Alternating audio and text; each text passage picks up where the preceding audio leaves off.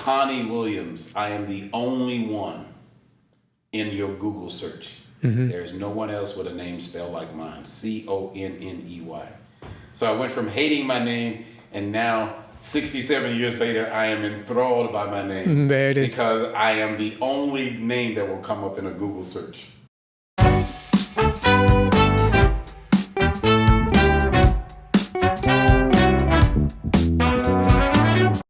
Hi, everyone. Welcome to The Empire. We would like to engage with everyone from pastors to actors, rappers to trappers, and everybody in between. And guess what? We have another great guest for today. But before we get into it, y'all should know the deal. Like the video. If you haven't already, subscribe to the channel. We really appreciate everybody's work and help and support. We've been doing great things out here. We've been hearing great things from people out here, having great guests. If you guys didn't know, my name is Antonio Lee Miles. I am your host for today, and we always like to engage with interesting people to have interesting discussions with them. And guess what? Today will be no different. And the gentleman that we have today is a poet, author, artistic director, which we'll get much more into knowing about what he does and who he is. And that gentleman's name is, wait for it, Conney Williams. Welcome to the Empire, Conney. Thank you, Antonio. Appreciate you having me here today. Oh man, Appreciate it. Thank you so much. We're so glad to have you, man. And how's your day been? Day is excellent. It's Southern California, man. Sunshine on my shoulders. Got you. Mountains in my background. That part. You know that when you said sunshine, it's like, I got sunshine. It's a theme music. It's a theme music. Theme music. When you're in California, you got theme music. Yes. Man, that's what it immediately made me think of when you said that sunshine. I was like, I've got sunshine. Absolutely. And it's crazy because we're in late December right now. And other places in the country is snowing. I can't fret over them. I can't worry about them. I can't fret. Got you. I gotta appreciate Southern SoCal. True. I just appreciate Cali. That's it. Do you believe in the statement where they say we pay for our weather? I think to some degree we do. I think you pay for your locale, and the weather is a part of that. Okay. You know? So. Yeah, you pay for that to some degree. Yeah, because I know people are like, I want to live in California because the weather is so nice, but it's just too expensive. Yeah. You know what I mean? I've been here for a long time. Okay. Yeah, long time. Wow. Yeah. How many years? I moved to Los Angeles in November of 1982. Uh-huh. Were you born? I almost was. It's close. Almost was. Yeah, almost was. Wow. Interesting. I just spoke with Maurice Howard. Shout out to him. And I think that's when he created a mural in Hollywood of a clown in 1982. Actually, it was November of 81. Uh-huh. Wow. November of 81. Gotcha. Yeah. Never looked back ever since. I've never looked back. Gotcha. Yeah. I moved out here from Shreveport, Louisiana. Okay, we'll definitely get into that. Yeah, okay. Gotcha. Well, since we're on our roll here, Conney, can you tell us all who you are and what you do? For people who may not know I don't who think you got enough time. Well, as brief as you can. We got some things we want to go down the list, but can you please tell us all who you are and what you do? Currently, I'm a poet. I'm an author. I have 3 published books of my poetry. I'm the co-founder of World Stage Press, which is a local small press here in Los Angeles. That were established about 10 years ago. Along with that press, they have a writing program. We have the Sims Library of Poetry that are all in conjunction with that. So we publish books so that people in the Black community and in other communities, underserved communities, can have a voice to be able to tell their stories. I'm the former artistic director of the World Stage Performance Gallery, which is a legendary, iconic performance space that was created and established by Billy Higgins, who was the most recorded drummer in history, jazz drummer at the time. Yeah. And Kamal Daoud, who is an author, activist here in Los Angeles, was a member of the Watts Writers Workshop, along with the Watts Prophets, Wanda Coleman, Jane Cortez. just a plethora of just talented people. And the world stage has produced some of the most accomplished musicians and writers as a part of what they do in Leimert Park. I'm a former Pentecostal preacher. Gotcha. We'll get into that in too. Kojic. So I have quite a background. I'm a former disc jockey. I worked in radio. Okay. So I've done quite a few things in my life. Gotcha. Yeah. What was your disc jockey name? Burner. Burner. Yes. Talk to us about it. It was a name that I kind of just liked when I was in the military. I was in the Air Force. I was a firefighter. I was a firefighter in the Air Force from 75 through 79, and the fellas that were my roommates in the Air Force said, "Man, you talk so much shit and stuff. So you should be the DJ." So Burner. I became a DJ, started DJing parties, started working in radio and nightclubs. And yeah. Rest is history. Do you remember like your intro or how your slogan would go? Absolutely. Oh, can you hit us with it? Absolutely. Hit us with it, Burner. Now, there's two different ones. There's one for a nightclub, and then there's one for radio. Can we get both? Radio. Good afternoon. This is Conney Williams with playing your best in your country and western music. This is the Oak Ridge Boys playing Elvira in the club. It's a Friday night, y'all. You got the Burner on the box. I'm about to blow this shit up. Awesome. You are about to be entertained by 165 pounds of raw meat. Soul. Raw meat. So Human flesh. What's up? Why do people have to go into that voice? Why does that voice have to come out when you're in radio? What's up with that? I don't know. It's the way I was taught. Gotcha. Welcome to KC99. And most of the guys who still registered there is because they've just practiced it for so long. They just stay there. They just stay there in that space. Gotcha. Now I can stay there if I just want to. I could just, but. So what's I guess? Well, I'm not going to assume. What was the difference in hosting radio and hosting nightclubs as a DJ?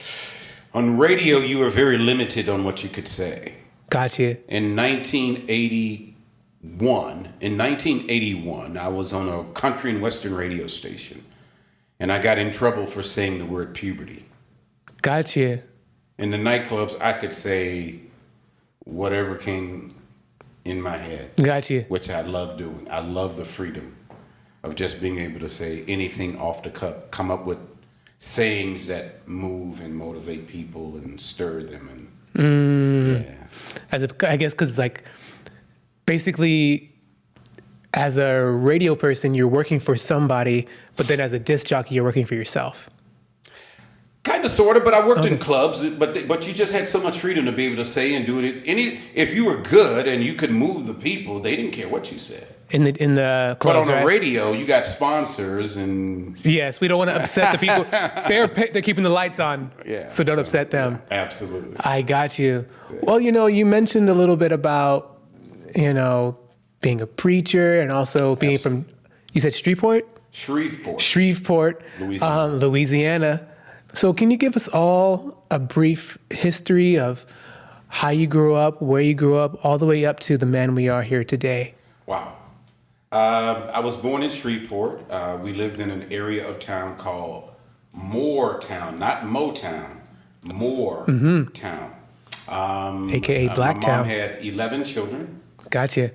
Which is normal back then. Kind of, lots of people had lots more. So 11 children wasn't an unusual thing. Gotcha.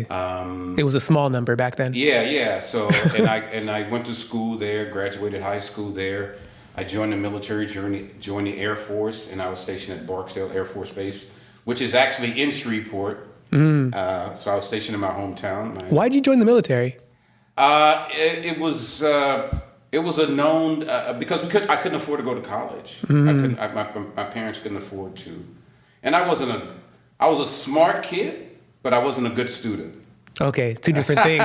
Two different things. I got you. Yeah, so I was a very smart kid, but I wasn't a good student. I stayed in trouble. I got kicked out of junior high. I got kicked out of high school. Actually got kicked out of the military 2 months before my time was up. But I still got an honorable discharge. Got you. You went AWOL or what? No, I was just always talking back, always questioning things. I had a lot of influence among the soldiers, the black soldiers there. So I stayed in a lot of trouble, just talking back and stuff. It was very prejudiced still at that time. Got you. When in the military. Actually, I had one of my sergeants call me a nigger to my face. Got you. What year is this? This is 75 through 79. Okay, so this is after the You have to Korean War. understand, yeah, but you have to understand that I was a child of immigration. I'm not of immigration, but segregation and integration. Yes. Excuse me. Yeah. I was in the 8th grade when schools were integrated. Okay. So all the black kids had to go to white schools. We had to go to their neighborhoods. And it was a very difficult period in our lives in Louisiana. Was it forced? It was forced. Because Interesting. You have to understand that the Voting Rights Act and the Civil Rights Act were passed in 64 and 65. And the states were given a certain amount of time in order to adhere to the new federal law. Okay. So, but most of the states were taking their time in implementing, dismantling segregation. Okay. So the federal government moved in and started forcing all the states, especially states in the South, to integrate. Okay. So that's why it was forced. And when they did it in a way to where black people had to endure the most difficult aspect of that policy. Yeah. Of integration. So we had to go to their schools. They closed all the black high schools and forced black kids to go to white neighborhoods and white high schools. Then after the blacks started going to the white high schools, within it was incredible in my city. Within 3 years, white people had completely moved. Not in 3 years, within a year, white people had completely moved to the suburbs and built 3 new high schools within 1 year because of the integration. To get away. And they built their own high schools. Yeah. Within a year, Wow. they built 3 new high schools. It was incredible. So I joined the Air Force. After I got out of the Air Force, I was a disc jockey, radio, nightclubs. Gotcha. In 1981, I hopped on a Greyhound bus with $300 and I moved to Cali. Los Angeles. Didn't know anyone. I was homeless, basically. You know what blows my mind? Sorry, I didn't mean to interrupt. It's But all right. and maybe I'm ignorant, but I could have, and it's just that's why I said it, like forced. And I always, in my mind, because, segregation, integration, I feel like wasn't really kind of, when I was in school, wasn't elaborated enough on the process of it. So I thought it was a choice. No. So now you're telling me it's forced. It was forced because of legislation that was passed in 1965. Which also forced the black education system to go down, and the school to go down. More than that, it destroyed black communities. In general. It destroyed black communities because during that time, we had everything we needed within our communities. Yeah. Because we pretty much couldn't afford to go to the white stores and the white places because they were so expensive. So our communities were self-sufficient. Yeah. We had our own little stores and mom and pops in all of our communities. But once integration came, many black people became enamored with the fact of being able to associate and to buy and associate with white people. Got you. White ice is colder, that saying? That is the exact place where that came from. Got you. That saying came from that fact of integration and the fact of what black people thinking that it was better, but it actually harmed us. Got you. We didn't need to be integrated into their schools. We just needed them to give us the same resources that they were getting. Got you. And opportunities. Yeah. James Brown said, I don't want nobody to give me nothing. Open up the door. I get it myself. Yeah. Just give me the opportunity to be able to excel and to do that. But then what that caused is it completely destroyed our communities. It destroyed our entrepreneurship in our communities. It destroyed HBCUs and their athletic programs, which were getting all of the best black athletes. Now they have better options. Now they can go to the bigger schools, That'll pay to the more. white schools. And the white schools can make literally billions. It's the new slave trade. And that's what I thought of black athletes going to white schools, to me, was like the new slave trade. Okay. To me. Well, they do call but not certainly different. Yeah. But metaphorically speaking, it was like the slave trade, because all of this talent, they didn't give a damn about it. But they didn't care about it. They didn't want them on their teams. Yeah. But once they saw how good these black athletes were, they wanted them. And then they started bringing them into their schools, seducing them with white girls and everything else, and payola. The rest is that history. The HBCUs could not give to these athletes, could not give them that money, because these white schools had all of their alumni. Yeah, all the perks. Big pockets, yeah. Blah, blah, blah.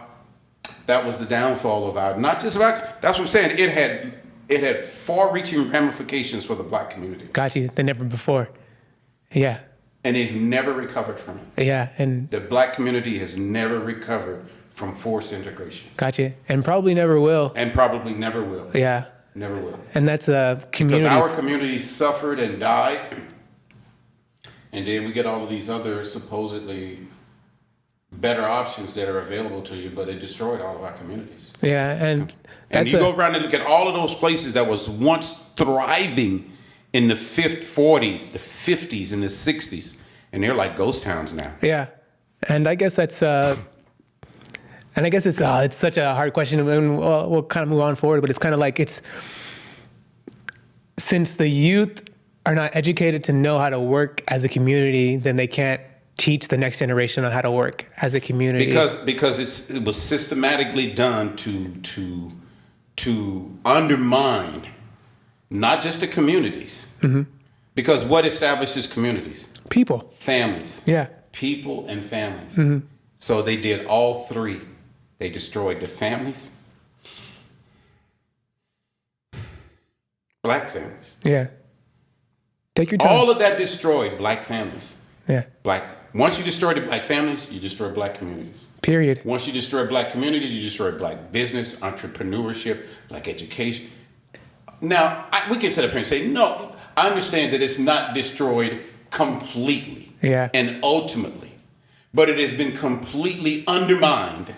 Yeah, and for sure think fractured. If all of those black athletes were still attending HBCUs, and those HBCUs was getting all of that television, radio, media revenue that's going to all of these, to Alabama, to USC, to Oklahoma, to Ohio State, to all of those LSU, to all of those different schools. Think if it was going to Texas Southern, to Prairie View, to Grambling, to FAMU, to Howard, to Tennessee State.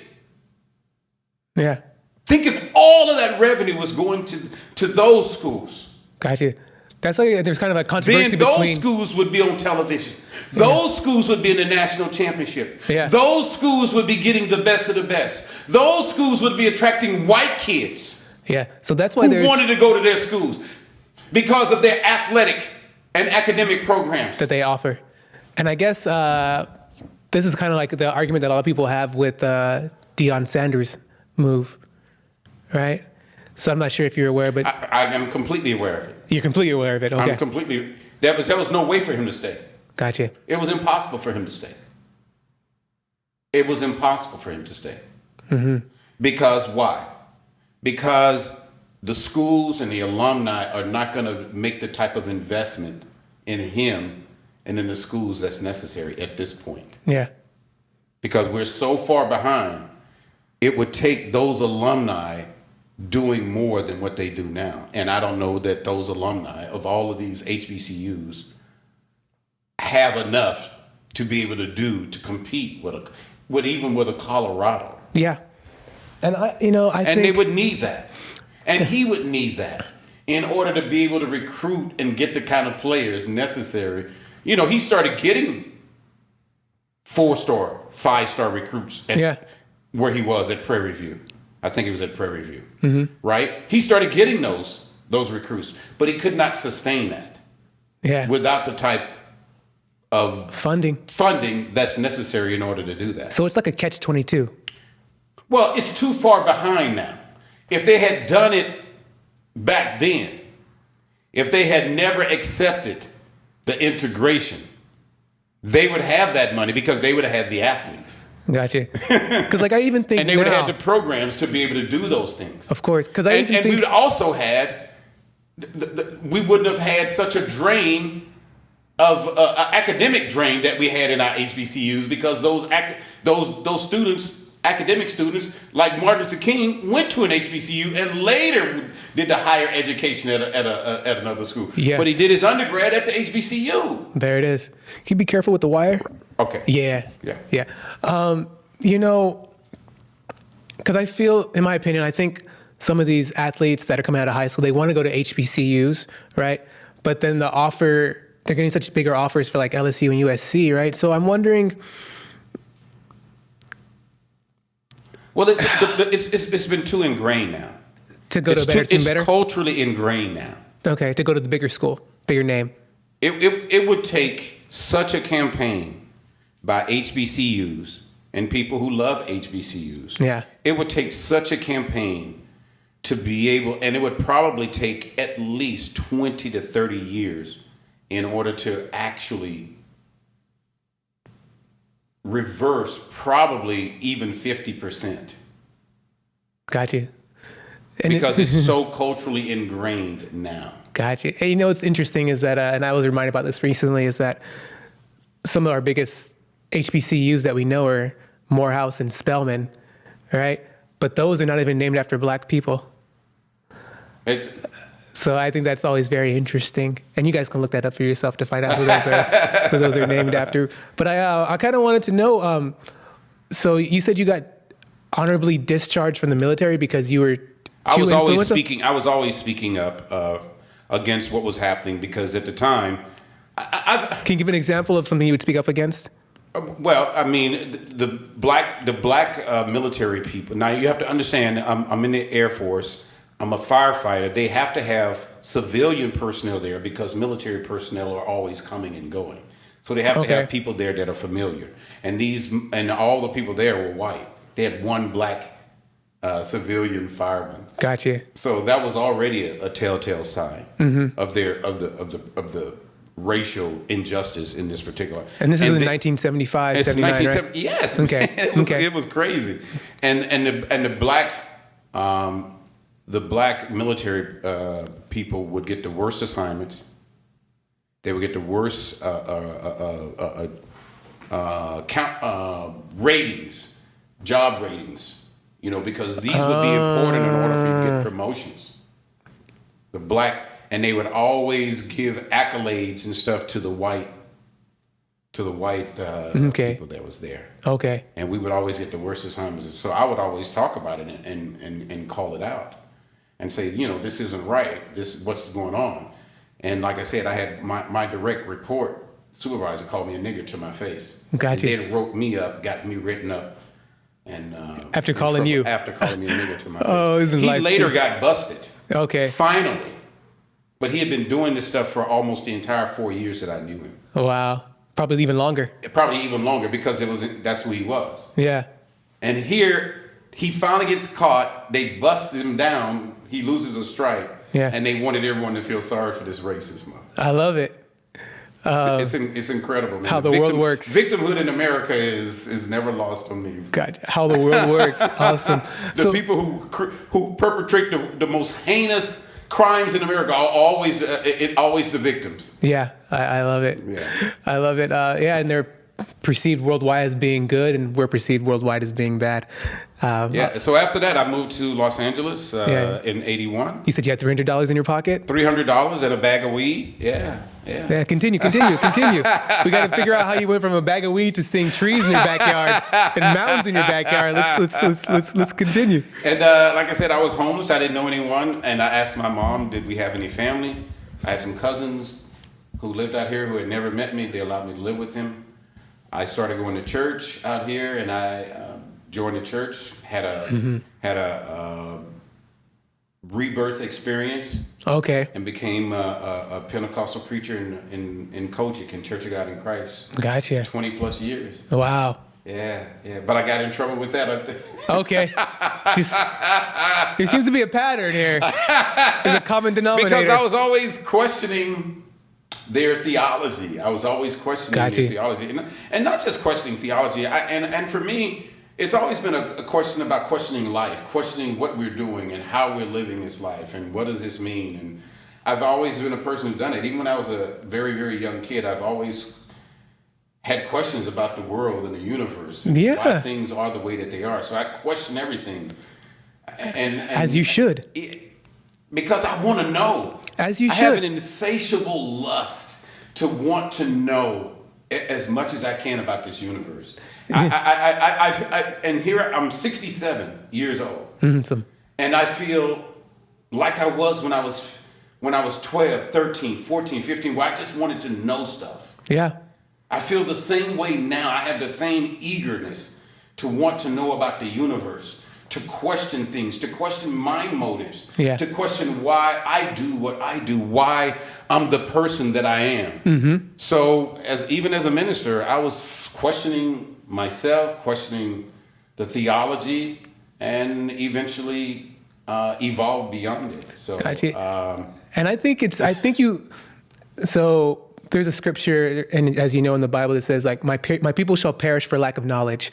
And so the only way to get knowledge is by asking questions. And I always ask questions, but they would always tell me not to ask certain questions, or that isn't important and stuff. But it's always important to me. What did you ask that they say? Since we got, you know, let's. Well, in Church of God in Christ, in most Pentecostal circles, they say if you're filled with the Holy Spirit, you must speak in tongues.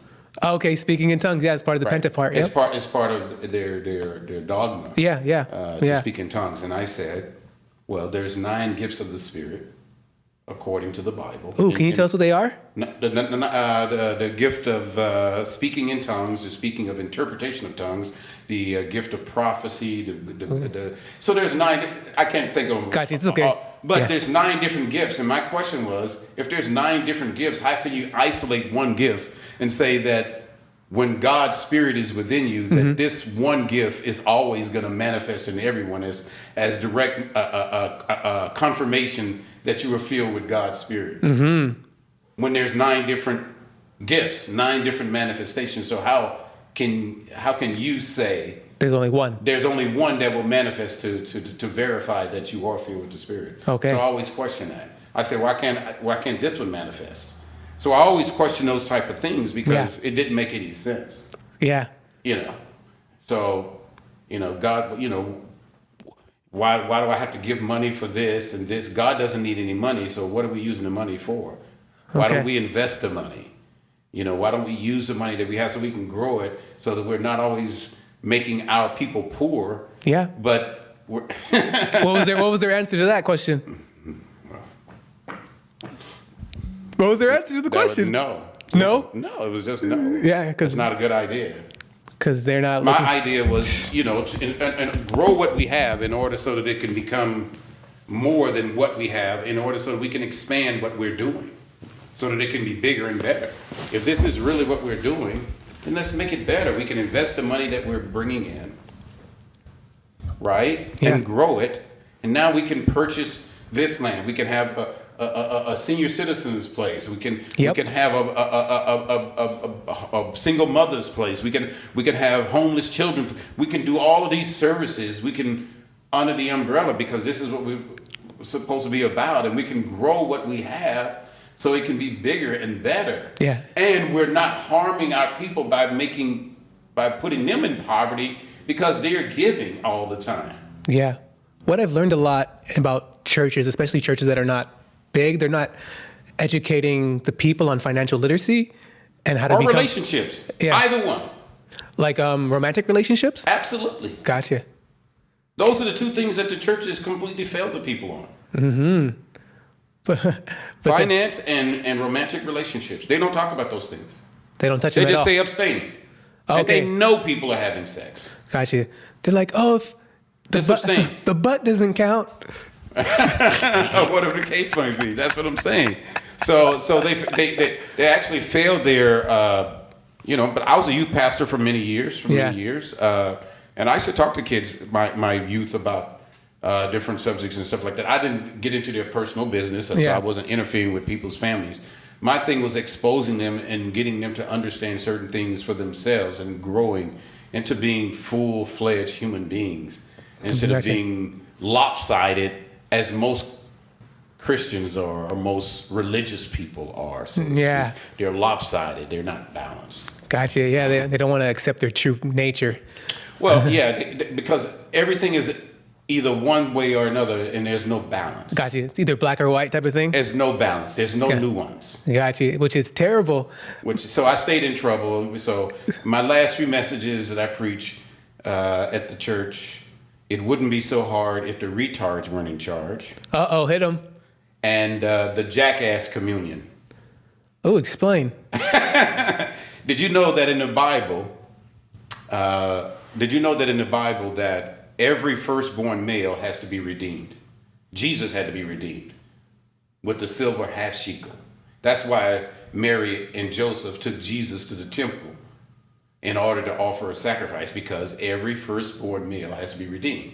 Blah blah blah. The only animal in the Bible that has to be redeemed, similar to man, Is the lamb? is an ass. The only animal in the Bible says that if the firstborn male isn't redeemed, he has to die. Gotcha. Is that in the New Testament? It's in the Old Testament. It's in the Old Testament? It's in the Old Testament. It was under the book of Leviticus. You go there, you can learn about it. The firstborn male. This is all throughout. That's why they have a bar mitzvah. Do all those type of things. I'm just telling you. Let's go. The firstborn male has to be redeemed, and the only other animal that God tells the Israelites that they have to redeem, similarly to a man, is an ass. Interesting. If the man isn't redeemed, he has to die. If the ass isn't redeemed, the Bible says he has to have his neck broke. So that sounds familiar. Yeah, the neck so broken. there's only 2 times in the Bible where man and the ass has any dignity. Number 1, for the ass, when Balaam, in the book of Numbers, I think. Yeah, he's riding is riding his ass. And he sees the angel. The ass begins to speak to him. And Balaam begins to speak to his ass as though his ass has conversations with him on a regular basis. Is this when he sees the angel? And the angel stands in front of him. Okay, that's what I thought. And stops it. But the ass is speaking to him. Mm-hmm. So, and the same thing with man. Man, when God is speaking through man, and when God is speaking through the ass, and the other time is when Jesus rides the ass into Bethlehem? Into Jerusalem on the Palm Sunday under his control. The ass is under Christ's control. Okay. And the same thing for man. We only have dignity when God speaks through us and when we are under God's control. Interesting. Wow, when you first said it, it immediately made me think of Moses in Egypt when they were killing all the firstborn. That's what it reminded me of. That. Right. Yeah. Because it killed the firstborn males. Yeah, the firstborn males. That's what it reminded me of. Because that is the law. Yeah. The firstborn male has to be redeemed. Wow. With the silver half shekel and with a sacrifice. That's why they brought what they could afford, which was a turtle dove. Okay. 2 turtle doves. Because they were poor. Because they were extremely poor. But they still had to redeem him. They had to take him to the temple to redeem him. Yeah. If your firstborn male isn't redeemed, he has to die. Simple. That's the law. Yeah. The Mosaic law. But the ass is the only other animal that has to be redeemed in the same way. Interesting. Donkey is ass for people who may not know what an ass is. A donkey. And AKA. actually, and if you go to the book of Job, God calls man a wild ass man.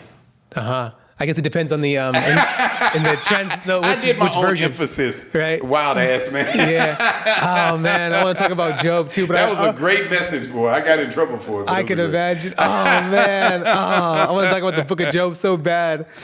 Oh God, we have to move on though, do we? Okay, we have to talk. Okay, we have to And talk after about that, I was still writing my poetry. I actually recorded a Christian rap album in Okay. a Christian rap album in 1985 Okay. called Life, L-I-F-E, Okay. and but which was soundly rejected by the church. Of course. And, Right. but so I kept writing my poetry, and then in They were haters, man. Your they church were was straight haters, haters. bro. In the early 90s, I met this guy from the World Stage. He told me to come there to their writing workshop. Went there, and it changed my life. Mm-hmm. Going to the World Stage, going to Leimert Park. Can you explain how seeing it black people Okay. and all of the artistic, creative things, because at the World Stage they had a drumming workshop on Monday nights where people worked with the drums. Tuesday night vocal workshop, people worked on their chops. All kind of singers came on Tuesday night. Mm-hmm. I was a part of the writing workshop on Wednesday. They had a women's drum circle and rites of passage on Thursday. They had a jam session on Thursday night. Then they had world-class jazz on the weekend. They had a big band. They had, oh my God, that Leimert Park is an unbelievable concave of black excellence and artistic expression. Mm-hmm. And it's an oasis in the midst of Los Angeles. A black oasis. It is an unbelievable place where everything that happens black coalesced in Leimert Park. Gotcha. So whenever there's a protest, they start it in Leimert Park. Whenever they end the Martin Luther King parade, they end it in Leimert Park. Gotcha. Because Leimert Park has become that center of gravity for black Los Angeles, so Gotcha. to speak. And it just was an incredible place, and it changed my life. It helped me to see and understand things that I can still be a minister as a poet, and I don't need to be in a pulpit. And I can say all the things and have the freedom to say all the things that I want to say in the way that I want to say it without censorship. Do you think Leimert Park is still as prominent as it was back in the? It's even more so now. It's bigger now, you would say? Yeah. So, okay, but that's good. It's different, Okay. but it's bigger now. Okay. Because now you have black ownership in Leimert Park. When I was first going to Leimert Park, it was always mostly white and Jewish ownership. Okay. Now most of the buildings in Leimert Park are owned by blacks. Okay. Mark Bradford, the artist, really famous artist who has work in the Broad. He owns most of the buildings, and then Wow. And then there's a collective of other blacks who own another building where actually the World Stage is. Okay. That particular building in Leimert Park. So I say it's bigger now mainly because there's black ownership now. Okay. You know, And so so that's important. 100% important. You Ownership know, is everything. And then the Callaways have always owned their building. Vanessa Bell Callaway and her husband have always owned the building on the other side where the Regency West and that building is right there in Leimert Park. So most of the buildings there in Leimert Park. And then Ben Caldwell from the Chaos Network, he owns his building, which is next to the Vision Theater. Gotcha. So most of all of Leimert Park, as far as the area where there's the artistic expression, and all of the businesses there are most of the businesses, most of the buildings are owned by black people, Which is beautiful. which is a beautiful thing. What was I gonna say? So so then after you left, you found the World Stage, started going. Leimert Park. You started going deeper into your poetry, came out with an album. So what happened after? Three books and 2 CDs. So I did a Christian rap that was in the 80s, and then when I Okay. got to Leimert Park in the 90s, that's when my first book came out in 2002, my second book in 2012, second book in 2012, my third book in 2021. And I have a new book that'll be coming out either this year, next year, or probably sometime next year. Okay. My latest book of poetry and stuff. And then I also have recorded 2 CDs of my poetry with music as well. In the background? Oh yes. Beautiful. I have music. I have videos of my of some videos of my music you can find on YouTube as well. Okay, yeah, we'll definitely talk. Of my tracks off of my CDs. Yeah. We'll definitely get more into that. And I want to talk about your poetry, right? So I've heard, well, first I want to talk about, there's a line that really caught my attention. What was that line? Something like clings to the palm like sperm or something like that. I think I heard it in one of your poems. My poems there, yes. That's a poem about me, it's a very, very personal poem. Gotcha. It said it clings to my palm like sperm. Like dried sperm. Yeah, and so I was like, okay, I hear that line. I was like, wow, very captivating. And then I heard in an interview that you said, someone said that your poem style is erotic, and you said, no, it's sensual. There's a difference. And I do agree. And so, with these different types of style, because I also heard your Trayvon poem on the same place, and I thought it was an amazing interpretation I thought it was an amazing poem, the one that's dedicated to Trayvon Martin.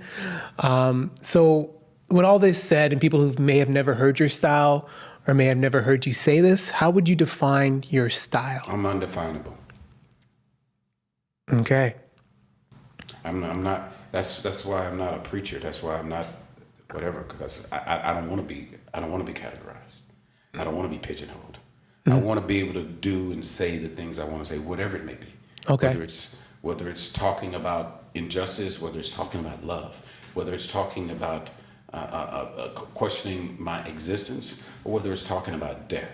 I want to be able to say, and that's what being a poet is. Yeah. A poet observes his environment, his life, and the things that he does. And he speaks on them, and they speak on those things, not whoever that person is. They speak on those things, and they speak honestly on those things. Mm-hmm. Okay? And that's what I do. So there is no style, there is no particular subject that I write about. I write about everything. Whatever hits the heart. Whatever I'm intentional about writing about. Okay. Because I don't do stuff haphazardly in my life. Mm-hmm. My life is intentional. Every day is an intention. Yeah. Every day I wake up, I set my intention about how I want to be, how I want to live, the man I want to be, the father I want to be, the friend I want to be, the human being I want to be. I set that intention every day. Yeah. So there's no accidents or no oops about my life. It is an intentional intention that I carry in my heart and my spirit. And I believe that those people who really understand this life know that it's all about intention, because good shit don't happen on its own. Yeah. I've been loving this. I've been hearing this word a lot in this past quarter of this year, intention. And I think it's just the best thing to be intention thing. I think it's actually the only way to be successful in life is to be intentional, not just haphazardly walking around. You don't experience what you want in life expecting it to happen out of the blue, which is how most people live their lives. They place their lives in the hands of something, quote, outside of themselves. Yes. So that it can absolve them of responsibility, so that it can absolve them of accountability. Because if it doesn't happen, it wasn't me. It was because something outside of me didn't provide for me what I thought that I needed, or what I thought was necessary in order for me to have what I thought I want. I don't give a damn about anything outside of me. I don't give a damn about my circumstances. I have this much faith in myself and in my ability and in my intention, as I have always had in myself for these past 40 plus years that I've been living in Los Angeles, that if this whole world was destroyed and there was only one loaf of bread left in the entire damn world, I would have half of it. I love it. And to move and to live and to be a part like that. I love that. When you mentioned what you were saying right now, what you mentioned kind of made me think about how people like to blame things. Oh, like the devil made me do that. It's outside of them. Or the devil. Now you don't have to take accountability for your actions. Yeah.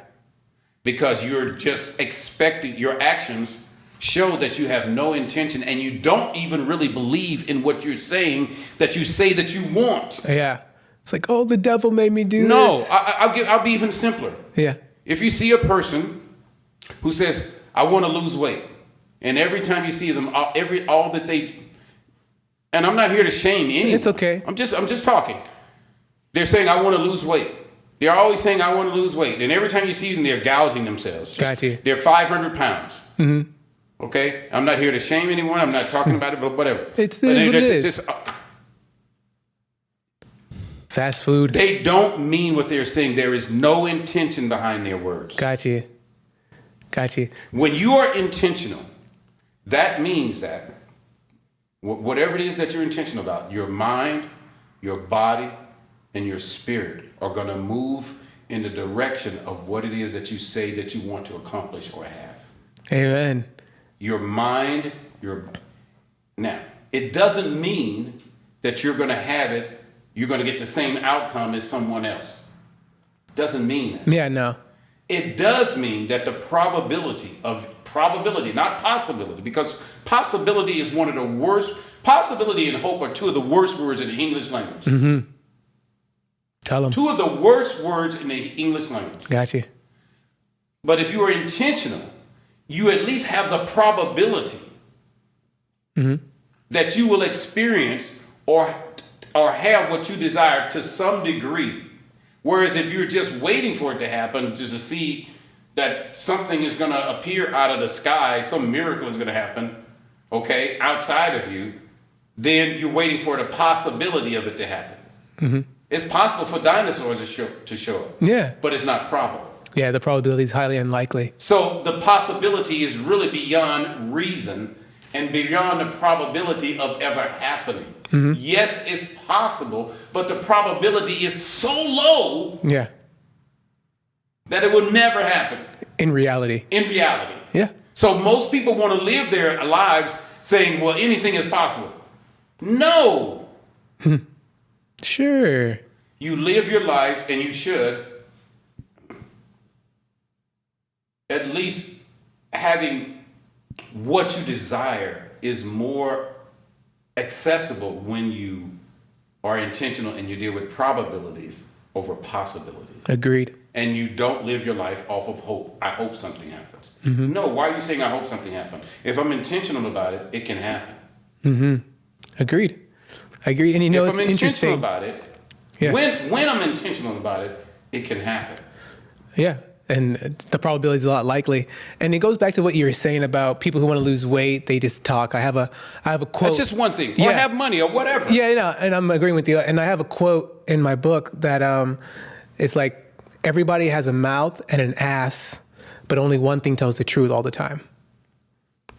You know what I mean? And I have to go back to Job. It took me back to Job, the book of Job, when we talked about, people not taking accountability, right? Which made me think about the devil, which brought me back to Job.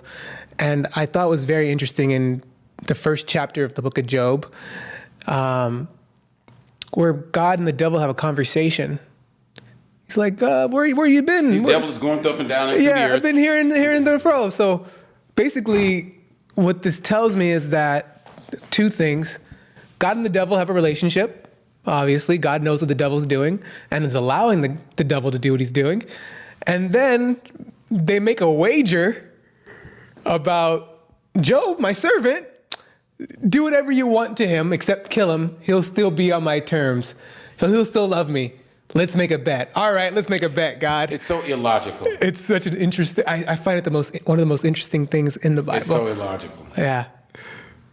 That's why I said I've never seen God good and all powerful at the same time. That makes sense. Good and all powerful at the same time. It's either one or the other. Gotcha. It has to be good and all powerful at the same time. I believe in a God concept, but that God concept is within us. Gotcha. So you're no longer affiliated with the Christian faith. Okay. Gotcha. That God concept is within us. Okay. And I believe that's what they were trying to teach us, even with the Bible and all of these religious books. Yeah. That God concept, that Jesus ideal is within each of us. Mm-hmm. Yeah. We think that we are such the exception because we've been able to manipulate our environment. Yeah. And that's why I brought up the dinosaurs at the beginning of this thing. Yeah. the dinosaurs dominated for 150 million years. They were just walking. No, didn't care about nothing. We're barely into 8,000 to 10,000 years as a species. Struggling. What do we have to brag about? Yeah. Yes, like I said, we've manipulated our environment. We've been the only species to do that to the degree that we've done it as human beings. You know, building cities and airplanes and boats and all of those different things. Yes. Right? But it doesn't elevate us as a species above a species that was here for 150 million years. We're still struggling with racism. We're still struggling with racism and sexism and stuff like that.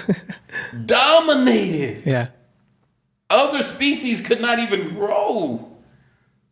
They had to evolve at such a slow pace because the dinosaurs were just so dominant. Okay. Now, I'm not here to talk about dinosaurs, but I'm just saying, Yeah. But people believe that as human beings that we're so different.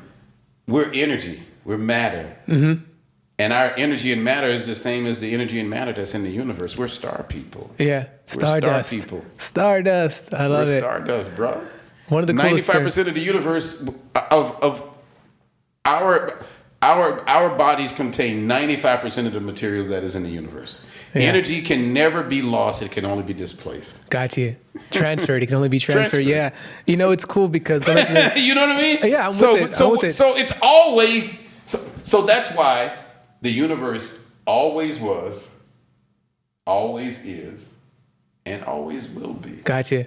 We're in the midst of eternity right now. Gotcha. And I guess some people would, can interchange the world, universe, and God if they'd like. If it makes them feel good. And I like the term star because one of the coolest terms I ever heard was a woman's womb is a stargate. Wow. Or she's our stargate. Yeah, I like that. And because we're star people. Yeah. That's us. That same energy, that same light, that same thing is within us. Yeah. And for us to be able to harness that to the level that we do is amazing. Facts. And we talked about that your style of poetry is undefinable. Would you be willing to share a poem with us? I could. Yeah. Yeah. Whichever one you want, if you don't Whichever one I want. Whatever comes to the dome. Well, You also have literature too. Yeah, you also have literature. I brought a book. So He's going to cheat. No, I was joking. He's going to really, really cheat. How about this one? I'm going to read a poem about youth. Okay. Being young. The name of this poem is called Youth. Most tender delicacy, fed to gluttonous cannibals, who have neither palate to savor its worth, nor discernment to realize, they will not always dine at its table. Youth is wasted on the young, so that was As that old saying. so that Wow. was this poem is about. Yeah. Oh, wow. Got you. You want to hit us with one more? Yes. Let's see if I can find you another one. Youth it's so true. That's because we don't know what to do with, youth don't know what to do with the life. That's why. Yeah. How about this? When I Wasn't Me. Can you tell us what book this one's in from? This is in my second book, Blues, Red, Soul, Falsetto. So I'm a blues baby. Yep. My nickname was Red. Redbone. And I speak from my soul, and I sing my blues in falsetto. Okay. Although nobody sings blues in falsetto in the upper register, it's always down low. Muddy Waters. So, Blues Red. When I Wasn't Me.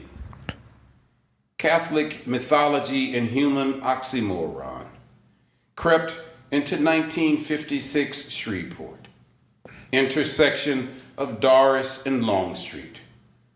Creation of the cardinal clay, inside Louisiana androgyny, sandy naps and phallic confusion exist in more than just a name. He is a ruddy mud manzer, slinging vocabulary like nuclear pebbles. Conviction is obscure inside back pockets of tattered dungarees. Slays personal giants and playground demons with a juvenile psyche seduction. South, Central, and Heaven are aware of the cruelty of another child. Egos molds this clay of contradiction, and he poses for these ignorant adolescent Caravaggios who sculpt their image of him into his eyes. Now he questions the syllables of his posture. He even counts his chromosomes. Okay. Thank you so much for sharing. I really like that. Those are really difficult poems in talking about just me being a very fair-skinned black kid growing up in the South, where there's colorism, and being a very smart, light-skinned black kid with a name Conney, getting my ass kicked every day. Gotcha. Just because because of my name was Conney, and because I was smart, and because I was light skin. light-skinned. So there's a little bit of envy there from the people who would probably attack you, right? Yeah. Well, I guess it was adolescent ignorance. Well, because and those things were ingrained in the kids. I mean, those are residual aspects of that are a part of our community, from enslavement, from Jim Crow, in seeing in the way that we were treated. You got to understand, colorism is really big in the South, in blacks. That's why there's so many different names for blacks, for light-skinned blacks. Mulatto. Octoroons, Geechee. Redbone. Yeah.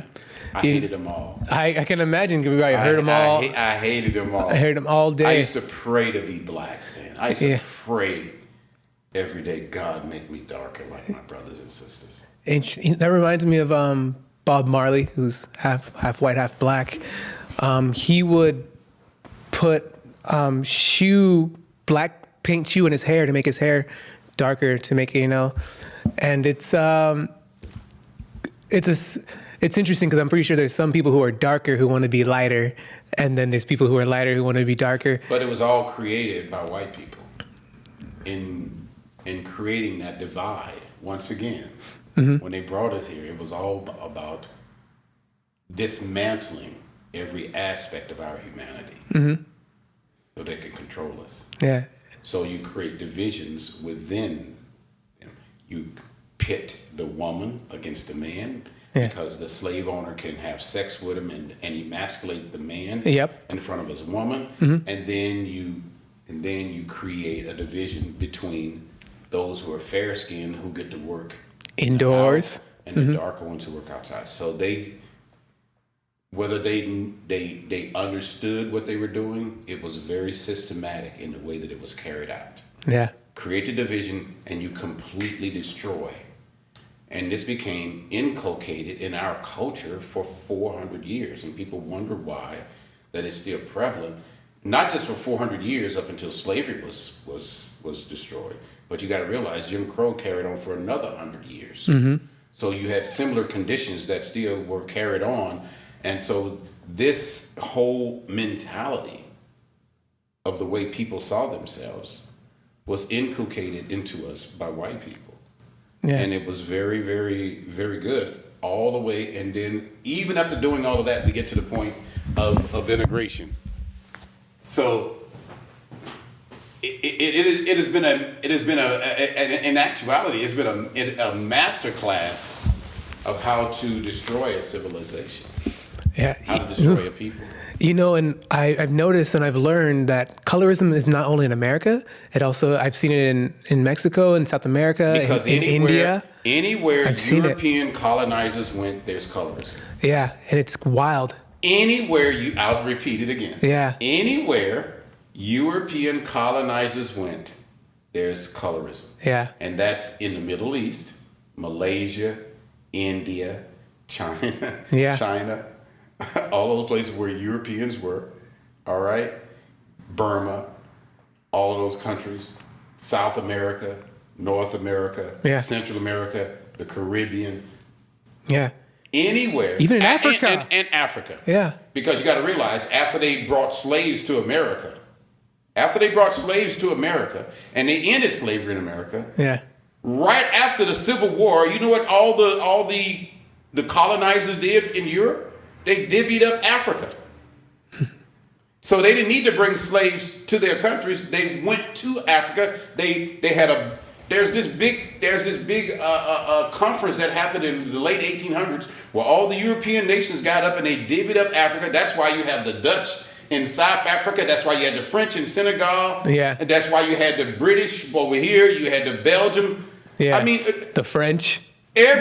all over Africa. I mean, everybody talks about Hitler.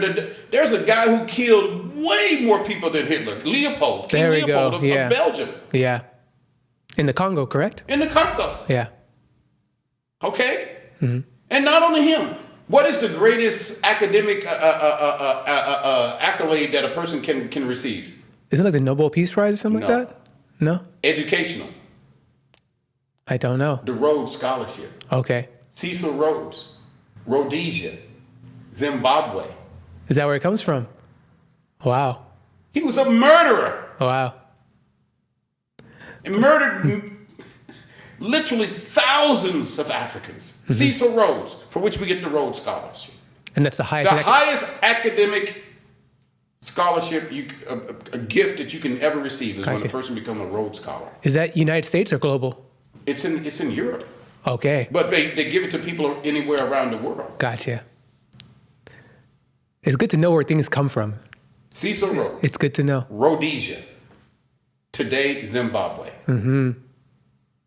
He was similar to Leopold, Gotcha. and yet this is the highest Former.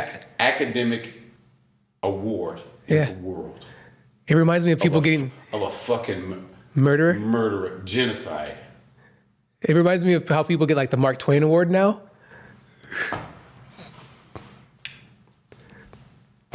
Right? It's a good way to be like, we're keeping this Only in America. alive. Only in America. Yeah. Only in America and in Europe. Yeah. And in the West, where people who are guilty of sedition and treason, Yes. can build and lose the war, can build monuments and create heroes out of people who lost the war. I love it. That's power. Nowhere in any other country in the world does any people build monuments to the people who lost the war. That's power. It's incredible. It's amazing. With taxpayer money. Now I want to be part of that team. With taxpayer money. Sign me up to be on that group. Sign me up to be on that team. Sign me up to be on that team. With taxpayer money. It's incredible. I All love those monuments in the South were built with taxpayer money. And they weren't built until the early 1900s. I love it. Oh, okay. Way after the Civil War. Gotcha. Way after. In my opinion, I think they should have left the statues there because I think it's good to know history. You know, I can't stand them. Because there is nowhere in the world does the people who lose the war, these people are guilty of treason and sedition. yeah. And it was not even voted on by all the people to establish those monuments. It was just because white people wanted them. Yeah. And they had the power. So no, they shouldn't be there. Period. They shouldn't be there, no. Gotcha. Put them in a museum somewhere and once again, they weren't built right after the Civil War. Why? Because during Reconstruction, black people were in power just as much as white people during that time period. Interesting. And then Monuments. once they got, you know where unions come from, right? Talk to us. Unions, which I love unions. But unions were formed because who were the skilled laborers after the Civil War? Black Americans. Black Americans were the skilled laborers. They were the masons. They were the plumbers. They were the carpenters. Yeah, blacksmiths. They were. So after the Civil War, during Reconstruction, who was getting all the jobs? Black Americans. Black Americans. So what do white people do? Abused. Started the unions so that they could block black people from getting those jobs. This is all happening during Jim Crow. That's where unions come from, bro. I got you. So they would block. So even though blacks were the skilled laborers and the whites weren't even skilled, they just could form the union and say that we are going to be the ones to do the job, and you can't hire somebody unless they're in the union. And the blacks could get in the union. The more you know. Wow. Connie, I want to go back to poetry, right? Before we were online, you talked about you were in the Dominican Republic I used for to a while. live there for 2 years. Yeah. I noticed that you were in Tulum. I noticed that you've traveled a lot, right? You have a lot of experience traveling. How has this affected you in your artistic way of expression? I think it helped me in the sense that being in these different environments and stuff like that helps me to see people, how we are all so connected. Okay. And I write a lot about relationships because I believe that's the essence of life, is relationship. The type of relationship we have with each other, the type of relationship we have with nature, the type of relationship we have with life, the kind of relationship we have, with everything about where we are. Everything is about relationships. So I love meeting people. I've met people all around the world, everywhere I go, and it's had a great impact upon me recognizing who I am in this world. Probably more so than anything, helped me to see who I am, how powerful I am, how powerful black people are, because we're everywhere. Even when they try to hide us, we're everywhere. Because, everything came from us. Everything came from us. So, yeah, I enjoy that. I enjoy. One of my favorite places to go is Cuba. Cuba. Okay. Yeah. ¿Habla español? Yeah, sí. ¿Sí? Sí, habla. Habla conmigo. ¿Contigo? Sí, por favor, poquito. Un poquito. In the Caribbean, they don't necessarily say un poquito. They say un chin. Ajá. A little. That's Un chin. me gusta español de lengua en la Caribe porque es diferente de aquí, Claro pues, que sí, claro. mejores mexicanos aquí, sí, right? So, Yeah, I love the way I love, especially in Cuba. muy diferente.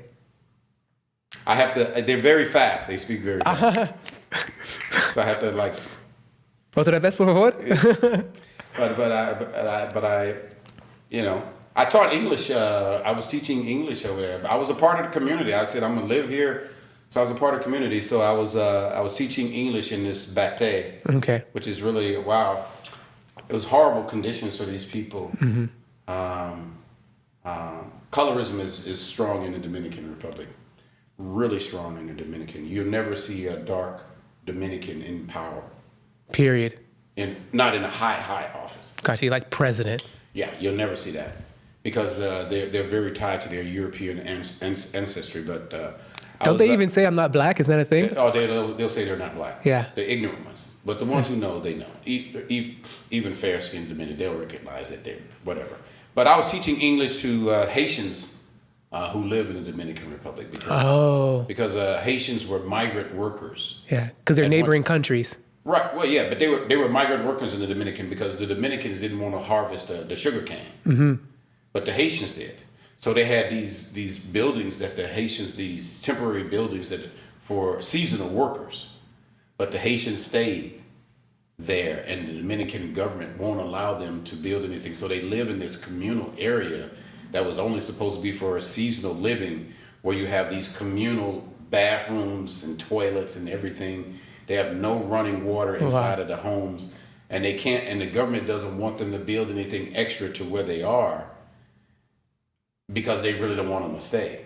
But these people have been living there for probably 20, 30, 40, 50, 60 years. And these places are very dilapidated and stuff like that. Yeah, I taught English over there for about a year. It was a great experience. I still communicate with some of my students. Got you. Yeah. When's the next time you're going back? I'm headed there on the 13th. Wow, of January? Of January. Wow, have a great time. Have a great time. Claro que sí. Yeah. Tengo muchos amigos, muchos amigos. Claro. Sí, oh man. I'll be in Santo Domingo, where Columbus lived, Cristobal Colon.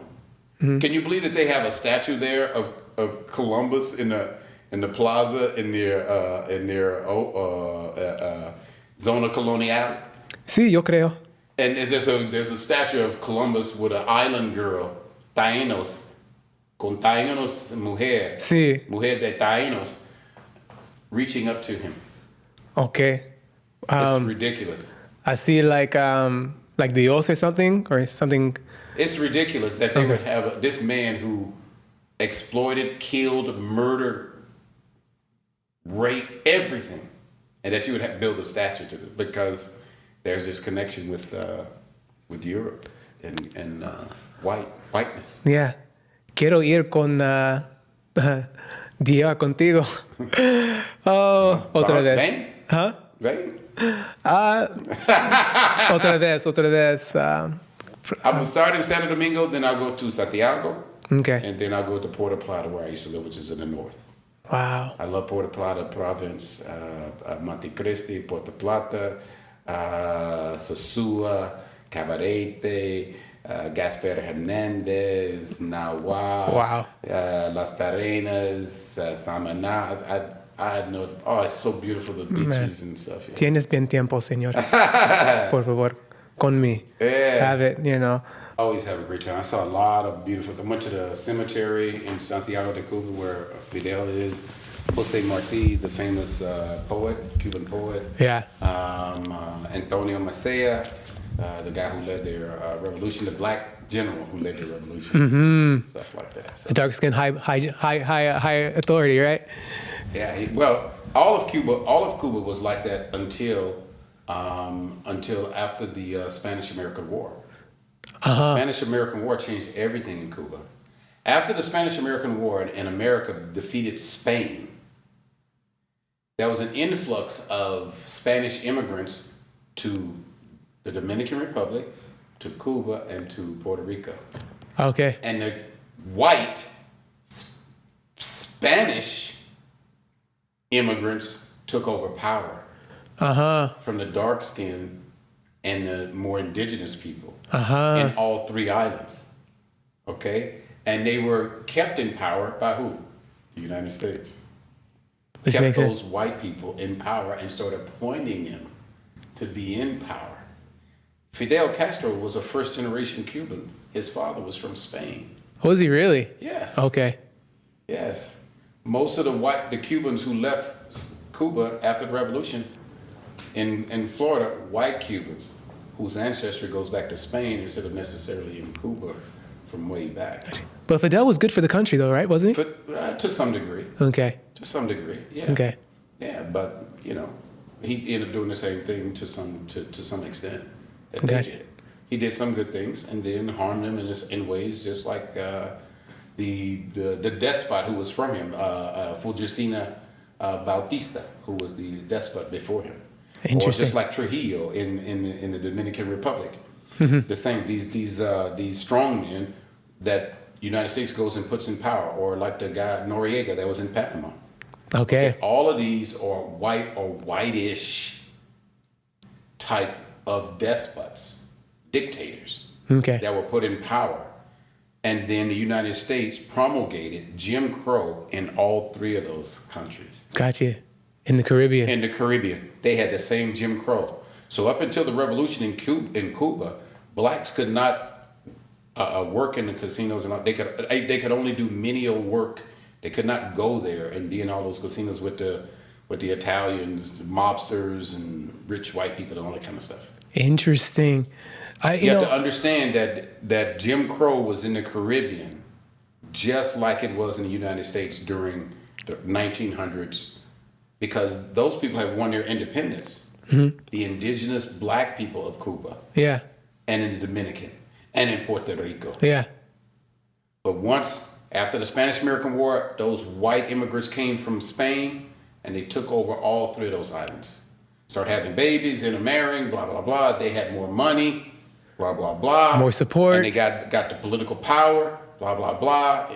So either white or fair-skinned Got you. get all the power. Makes sense. And I heard that in Cuba, it's known for they have really good like medical people there. They do. They do. It's a wonderful, wonderful country. The people are amazing. Safest country I ever visited in my life. Wow. Safest country ever That you ever been? that I've ever visited in my life.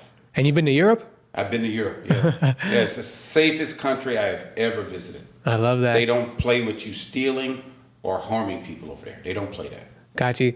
And the learned. people are so beautiful, and their spirit and the way that they treat you is always just really, really wonderful, and really just, I just always love the people of Cuba. I love that. I learned from countries that are real serious about, like, for example, like countries in the Middle East where like, hey, if you get caught stealing, we're cutting off your hands. Those countries seem to have like the least amount of crime going on because the people understand the consequences. Yeah, and so some of the safest places to look at. But Cuba's just one of my favorite because the people really recognize their connection to Africa, and they practice it. Oh, yeah. And they maintain it. Cuba and Brazil are the 2 countries where the black people are still so connected.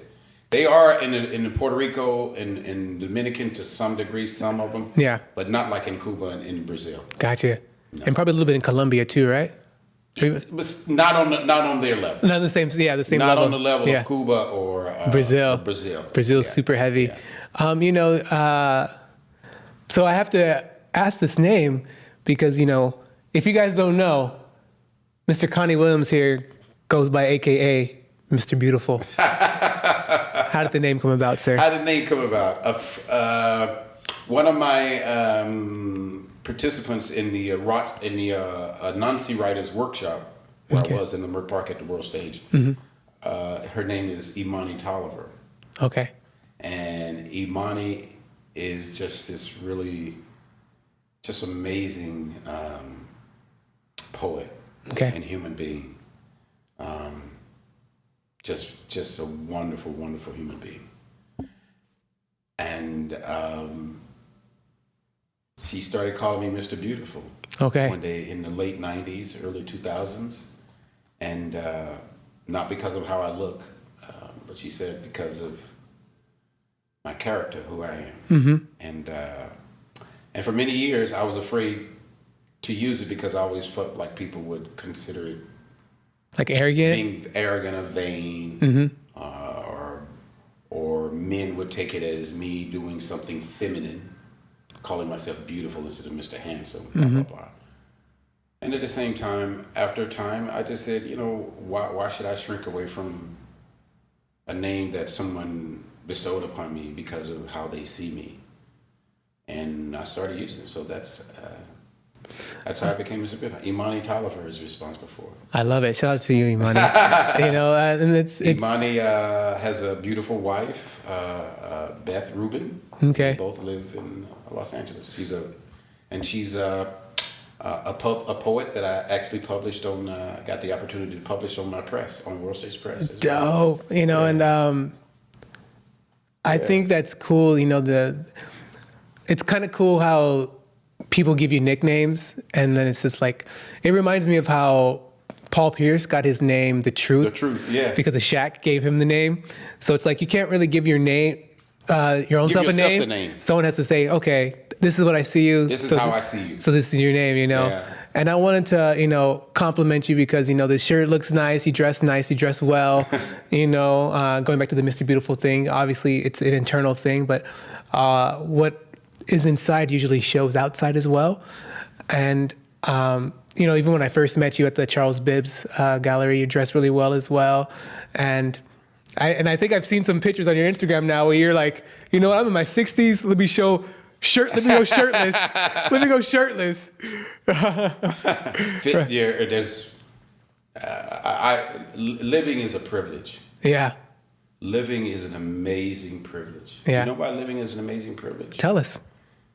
Because when a man, Let's go. When a man ejaculates, he ejaculates millions and millions of sperm.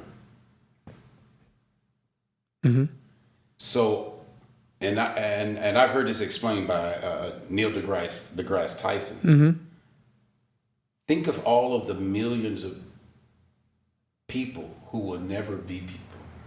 Yeah. Never have the opportunity to enter this world. Literally, one man could produce enough sperm that would potentially produce more people than the 8 billion that actually live, 9 billion that actually live in the world, or actually all of the people who have ever existed. Yeah. That much sperm is produced by one man, maybe in his lifetime. One man. Yeah. So to actually appear in this world as a living being is a Privilege. tremendous privilege. Yeah. And I don't take any of this for granted. That's why I say I'm intentional. So in order for me to optimize my time here and to show my appreciation, I nurture my mind, my body, and my spirit. Yeah. So there's things I can do for my mind, there's things I can do for my spirit, and there's things I can do for my physical body to maintain it. It doesn't mean I'm going to live to be 1,000 years old. It doesn't mean I'm going to live to be 100 years old.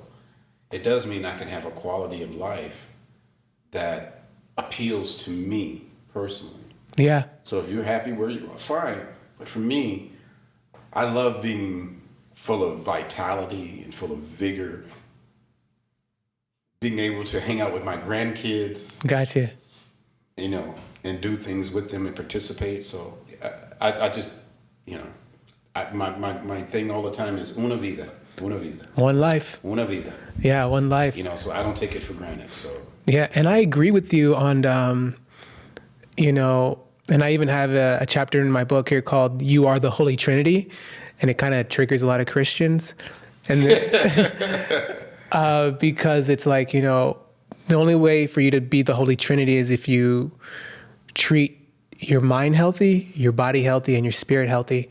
And there's certain things that you have to put into those things in order to make them healthy, right? To become the Holy and Trinity. you have to be intentional about it. It's the only way. It's not going to happen on its own. Yeah, it's the only way. Because if you don't do something to nurture, maintain, and enhance them, they will deteriorate. Yeah, 100%.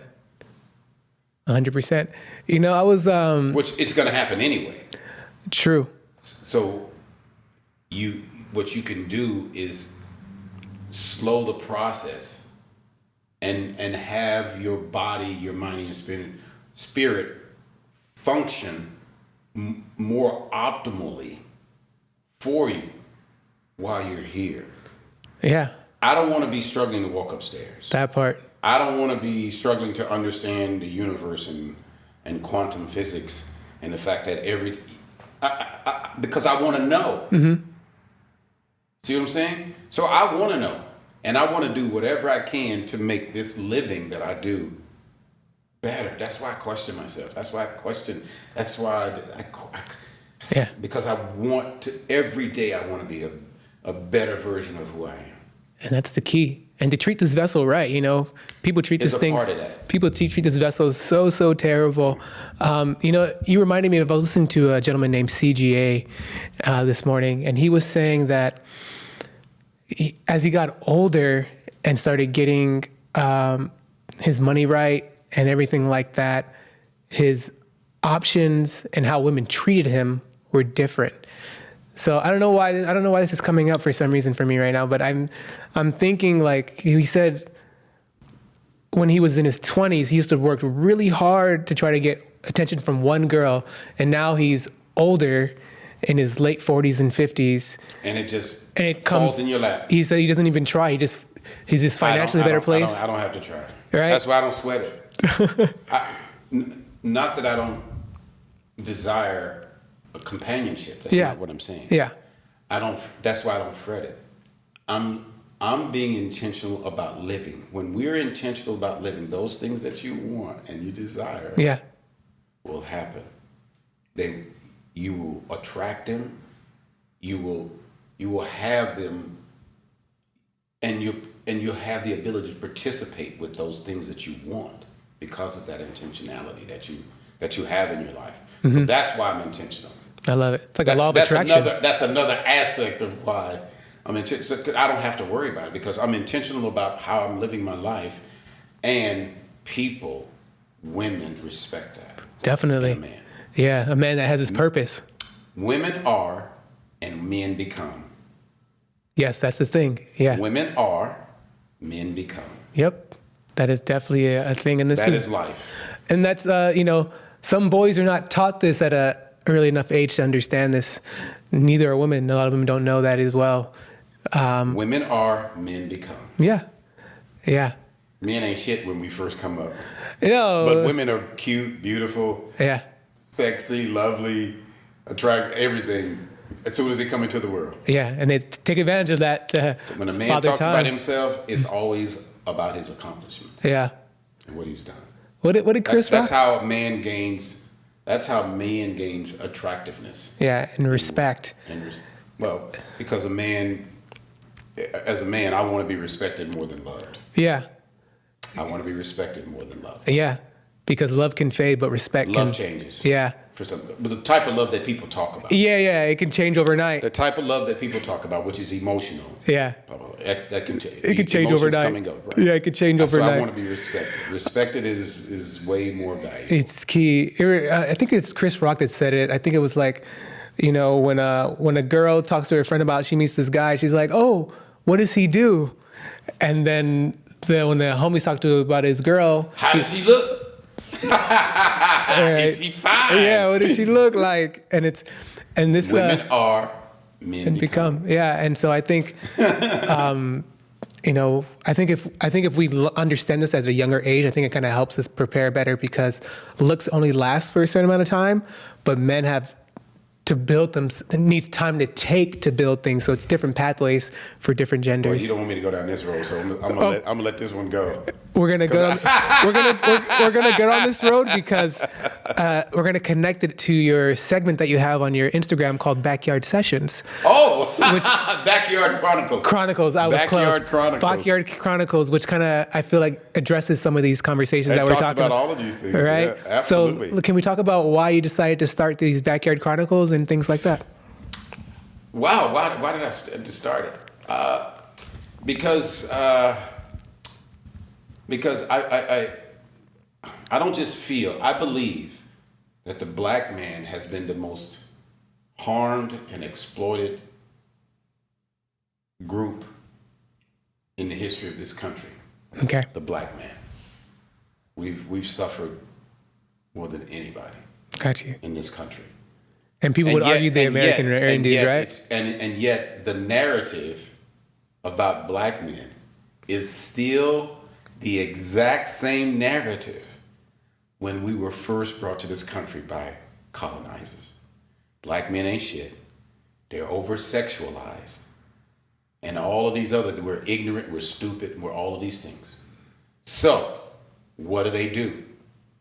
They emasculate the black man by having sex with his wife, having babies with his woman, okay? Taking his children from him, selling his children off, cutting off his private parts. Some black men during slavery time, did you know that they made wallets out of the skin, out of a lot of black men who were skinned? They made leather products out of them. Mm-hmm. Did you know that? No. Okay. Very resourceful. So all throughout history, black men have been exploited for our service, our work. Okay? Even from there, even after us working in all those things, come up through Jim Crow, we're murdered. Only black men are being lynched. It isn't black women being lynched. It's black men. There's a few here and there, but it's black men being lynched. Black men having their private parts being cut off. Black men being targeted by the police. Okay? All throughout. And yet, The narrative today is black men ain't shit. Black men need to step their game up. So I know amazing, talented, dedicated, ethical black men doing great things across this country, here in LA. Mm-hmm. And the narrative about black men, I'm here to change that individually, and speaking about the good things that black men are doing, and that to reverse the narrative that is being perpetuated in our communities and in media in regards to black men. Black men are doing some great things as far as our accomplishments, in spite of the narrative that is out there regarding us, in spite of all of the obstacles that confront us. Black men are doing, 54% of black men are single and childless. Everywhere you hear about black men being deadbeat dads. Yet the majority, 54% is the majority, right? Mm-hmm. 54% of all black men are single and childless. 30% of black men are married. That's 84%, correct? Yeah. So that means the mass majority of black men are not what? Deadbeat dads. Yeah. It's actually been proven. It cannot be. It's actually been proven that black fathers actually take care of their children. CDC came out with a report 3 years ago that stated that black men are the most involved of any ethnic group. Taking care of their kids. Of taking care and spending more time with their kids. Yeah. They're more apt to read to their children. Yeah. Spend more time with them. Black men are more apt to live with one or more of their children. Yeah. The only problem is that they're getting at is that they may not be married to the person that they have the Doesn't kid matter. with. You don't have to be married. Yeah. Yeah. And that's all. If you're a good that's their father, local. That's all that matters. That doesn't determine whether or not you're a good father. Yeah, but they try to use that though. Yeah. They do use that. Yeah. They don't try. They do use that Mm-hmm. as a narrative that is not even true. Mm-hmm. The statistics don't even back them up. Yeah. There's 2 million less black men than there are black women in America. Yeah. And yet, 500,000 more black men are married than black women are married. And some of us know why. 500,000 more, even though there's 2 million less of us. So it shows that black men want to be married. Mm-hmm. And they're getting married. One way or another. One way or the other. So they're getting married. Okay? 500,000 more black men than there are black women. That are married. Mm-hmm. They also lie that black women out-earn black men. Not true. In every ethnic group, the men of every ethnic group out-earn the women of every ethnic group. And the same is true with black men. Mm-hmm. Black men out-earn black women, except in the very lowest of categories of earnings, but earn more in the higher categories. So consequently, black men overall earn more than black women. It's just a fact. Yeah. So how does this work? It's not but the problem has happened. I started because it's harming. Once again, all of these things were designed to harm our community. Okay. To create division. It's a full circle. Yes. To harm our communities. What? Because you harm the community by dividing the black family. Yeah, destroying and it. And they can continue, and to create animus between the black woman and the black man. But that was started way back in slavery. Got you. And it's continued to this day. The animus was started back in slavery when the white man, the colonizer, was sleeping, having sex with his woman, and having children from her. Mm-hmm. And that animus has continued to this day by white America, corporations, promoting and exalting black women over black men as though there should be a competition between us. There should never be a competition. And this is the narrative that is perpetuated. Why? To keep the black family divided. And there should never be competition between men and women, between men and women. Because there is no competition. Yeah. We complement each other, just like the rest of the universe. Yeah. All of the universe complements each other. Yeah. It's a complement. There is a balance to the universe, a yin and a yang. Yep.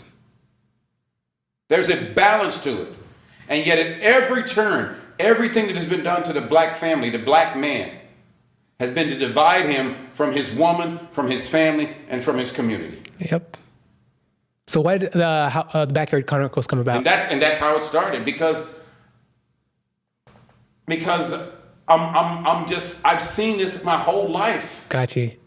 This is the narrative. I'm 60-some years old, and all my life I heard that black men ain't shit. Mm-hmm. My whole life I've heard that black men ain't this. Black men need to step up. And we have.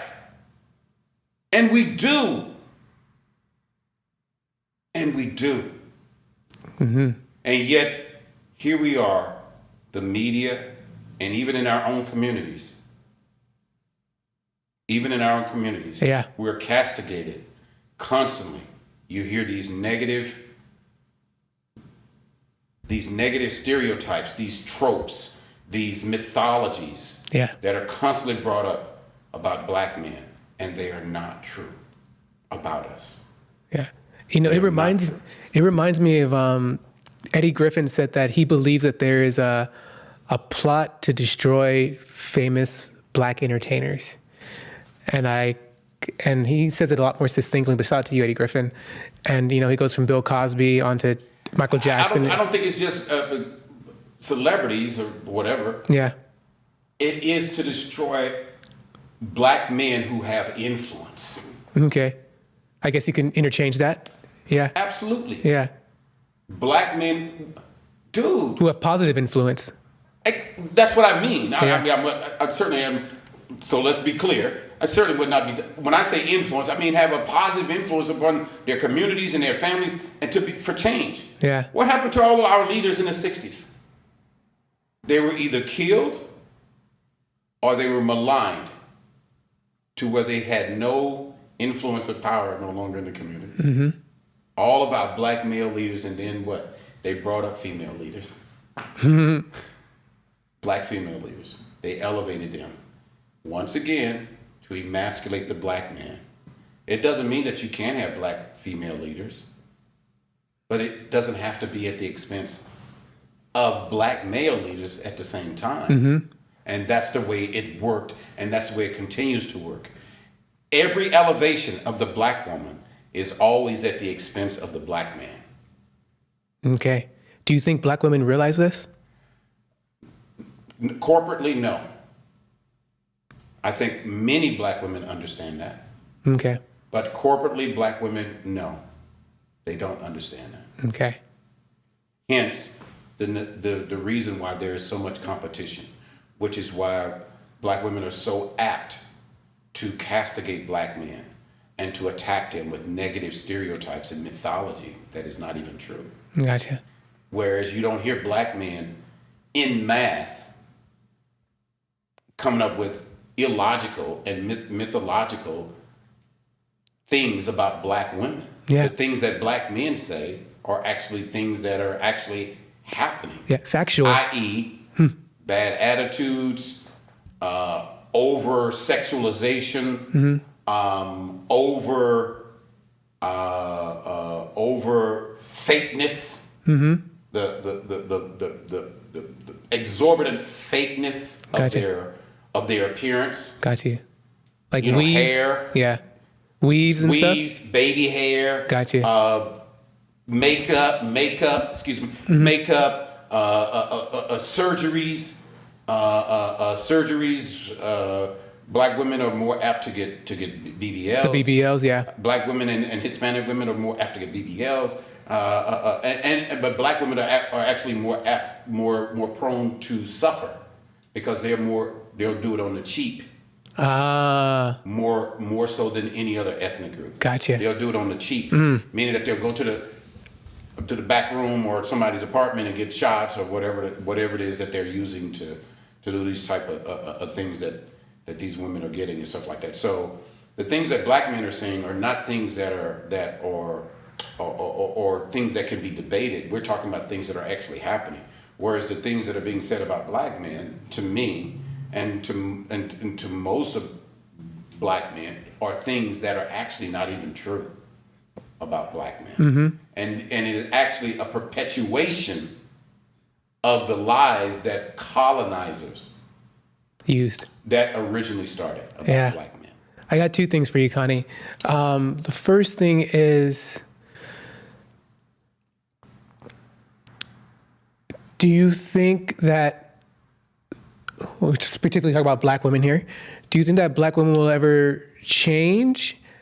Like going back to like, you know what, let me get back into order, right, of how it was. And the second part is that going back to CGA, he says that, I think there was two different people that may have said this, but CGA for sure said that what we're lacking right now is the big mama to put these women in check, to make sure they act like women.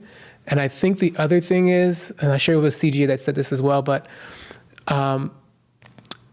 that men aren't supposed to police women on their behavior. It's supposed to be other women that are supposed to police women on their behavior. CGA, let's make sure. CGA, yeah. Stands for Coach Greg Adams. Okay. Yeah. Okay. So shout out to you, Coach. I agree with that. It should be other women, but the generation, my generation of women, lied to the millennials and the Generation X. Okay. They lied to them. These women were married. Most of these women that came up right before me, that I grew up under, you know what I mean? Starting back there. When I was growing up, 80% of my community was married. Yeah. 80% or more. If you saw a woman who had kids and no husband, most of the time her husband died. If anything. If anything. Yeah. Or got killed in the war. She was a widow. She was a widow. Gotcha. It was a rare sight to see just a single mother in our community when I was growing up. Now, only 1 in 4 black women will ever be married. Only 1 in 4 black women will ever be married in their lifetime. In their lifetime. All these statistics can be found out on blackdemographics.com. Yeah. It's a wonderful, wonderful site. It's very, very good, blackdemographics.com. So, what was your first question about black men? Do you think that black women will ever return? No. Gotcha. I don't think many of them want to. Got you. I think that the power and the different types of access that they've gotten is insatiable. Okay. They got obsessed with the power. Like Pandora's box almost. It's hard to put the genie back in the bottle once it's out. And I don't believe that black men wanted to go back in the bottle per se. Okay, black men are not upset that black women are achieving. Oh no, yeah, no. Being successful. What we're saying is that it doesn't have to be at the expense. It doesn't have to be at the expense of black men. Yeah. Your success, your growth doesn't have to be at the expense of black men. Yeah. Okay? But that seems to be the way the narrative is played out. And yes, that's why I say the generation the people who raised, the women who raised me and the generation right around where I am or just under me, they failed these women because they lied to them. What's some of the lies? That you can have it all. There it is. That you can have it. It's a Disney fantasy. No Disney movie goes beyond the marriage. No Disney fantasy goes past the marriage. Snow White gets married. Cinderella gets married. Aladdin. Sleeping Beauty gets married. But you don't see them how they live after they got married. You see what I'm saying? You don't see what they did when they go home. And they all buy into this Disney fantasy that this is what it's supposed to be. Life and marriage and relationships are always about trade-offs. And work. It's about trade-offs. You're not going to get everything you want, and I'm not going to get everything I want. The question is whether or not I'm going to get enough of what I want, and you're going to get enough of what you want in order for us to understand, about how to be in a relationship. And number 2, it's also understanding that the relationship isn't about me, nor is the relationship about you. It isn't about one person. It's about us. And if And if it is the case, children also. So it isn't about my happiness, and it isn't about your happiness. But most of the time when a woman wants to leave, she isn't happy. Yeah. So it isn't, and men will stay. Most men will stay. And be unhappy. Because they know that it's not just about them. That's why when a man and a woman, matter of fact, this is going to be my next post on my page, is that men and women go to work for two different reasons. When a man goes to work or builds a career, he's doing it in order to provide for somebody. All right? And when a woman goes to work, she's going to work for status. Yeah. Accomplishments. Yeah. Blah, blah, blah. There's also the saying where it says, my money is her money. And her money is her right, money. I'm just saying, but when a man goes to work, when a man works and builds a career, he does it in order to provide, either for a family or for society. And a woman goes to work for her status. Yeah. Two different motives. Yeah, two different people. So there's a different reason why both people are out there earning money. Yeah. And what they're doing with their money. Women spend so much, I explained, I said, women always are saying men are obsessed, older men are obsessed with young girls. It's not just older men who like young women, or not just young women, youth. Yeah. Men and women are obsessed with youth. Youth is more attractive. A young woman is more attractive. A young man is more attractive. Okay? And women are actually more obsessed with youth than men are. Hence makeup. Oh, not just makeup. Everything with health and beauty. Makeup, hair, lashes, Botox, tummy tucks, butt lifts, breast implants. Go down the line, yeah. Plastic surgery. It's endless. If men spent the amount of money that women spent on health and beauty stuff, this country might be bankrupt. Yeah. Women are, I think, 80% of the consumers. Something like that. If men spent the same amount, it would be ridiculous. Nobody would have any money saved. Yeah. The amount of money that women spend on health and beauty is actually, they can't do certain things because of the amount of money they spend on those type of things. Yeah. Yep. What do they spend on a week? $300-$400? It's a lot of money. Yeah. So I don't know if that's the case, but it requires other women to check other women. Men culturally check other men. Yeah. If your partner is hanging around you and he's overweight, he's gonna get the shit teased out of him. Yeah. You fat motherfucker. Yeah. Man, you need to lose some goddamn weight. Your ass is better. We're gonna tease him. We're gonna mess with him. Yeah. He's gonna have some kind of peer pressure. Whether he does anything about it or not, that's not the case. But he's gonna get teased about it. He's gonna get checked in some kind of way. Yeah. But with women promote bad behavior in other women. Yeah. It's changed. They promote it. Yeah. They'll tell the women, "Oh, girl, you look beautiful. You fine. Ooh, and girl weighed 300 pounds." Yep.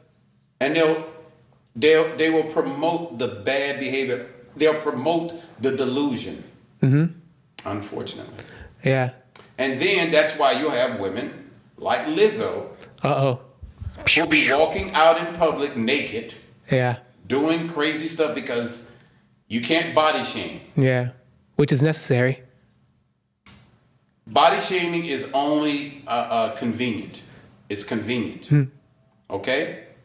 Because you ask a woman, a fat woman, what kind of man she wants. So, not a fat man. Not a fat man. In a story. Yeah. She does not want a fat man. A fat person. I want a person who's healthy. Yeah. Who's in shape. Ironic. Yeah, ironic. And guaranteed you. Oh. Guarantee you. Oh, I believe you. I want somebody who's attractive, who's beautiful, who's 6 feet. Okay. Got you. The six With a feet. body. What is it? 6 figures, Six six pack, 6 and feet. 6 inches. Yeah, 6 feet, 6 figures, and 6 inches. Yeah, they want the 666. That's what I'm saying. So I'm just saying. So fat shaming is all only convenient.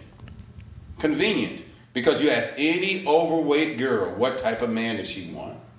Yeah. What's her preference? It's always going to be a guy who's muscular, who's built. Yeah, definitely. It's not going to be a person who reflects her. What's interesting is I heard that body positivity only is allowed for women, is what I've heard, which is interesting.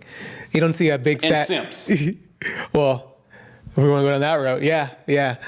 You know, and I'll say one more thing before I move on, is that I believe in the past, women used to give other women good advice, and now it's been okay to give women bad advice. Right. And it's been harmful to everybody. Why? Yeah. Because now, with the way things are, that's me. Mm-hmm. With this revolution or whatever the case might be, now it harms the whole community. I'm telling you, everything is to harm the community. Yeah. Because you got to understand, when I was coming up, the brothers and the fathers looked out for the girls. Of course. Girls can't tell other girls about men. It takes another man to tell the woman about a man. Yeah. Okay? All right? So, back in the day, a lot of, I don't know where it is. We'll find it. Yeah. The chair ate it up. Looking for his cell phone, it's ringing. But back in the day, Men would help guide men women. who were responsible would get married. Yeah. Because the brother or the father of the girl would say, girl, you 27 years old. You need to be married. Mm-hmm. Right? Even if she had a little bitty job or whatever.